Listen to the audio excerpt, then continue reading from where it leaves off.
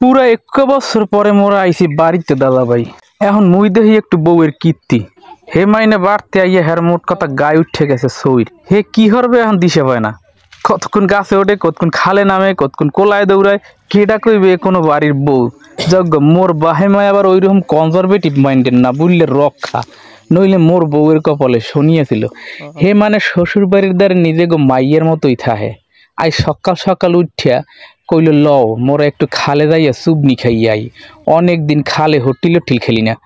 মুই কইলাম মোর খালে নামতে বউ ডর করে, মনে হয় কিছুতে টাইনে লইয়া যায়। হে কইল সর সর বরিশাইল মান সম্মান সব খুয়াইছো। মুই তোমার লগে নাই, মুই এখন হোটেল খেলাইতে যাই। মুই কইলাম তোমার মন চাইলে তুমি নামো ভাই, মুই এতে নাই, যেই কথা হেই কাম। মোর বুইনেরে লইয়া হে নাইমে গেল মগো বাড়ির সামনের খালে। মুই আছি সেই ঘটনা ভিডিও করার তালে। ও মাগো বউরে দেই হঠাৎ করে কুমির দেন নাহান খালটা হাতরাই ওপারে পাড়ি দিতেছে। মুই তো অবাক, এই ঘটনা দেখে মোর একরকম মাথায় হাত। মুই চিন্তা করি বান্দা গরু ছুট পাইলে যা হয়, মোর বউয়ের দশা এখন হেইয়া। ওরে ভগবান, এই পাতলি খান মাছ খালে হাতরাই যদি হাত পাও ছাড়িয়ে দিয়ে সেগাই পরে তাহলে তো আর এক বিপদ। হরমোনে কেমন তাহার কেডা আনবে আনে হারে টাইনে উইজের হোম মোড়া হয়েছে। মোর শরীর তো মোড়েও আউগাইবে না জলের মধ্যে।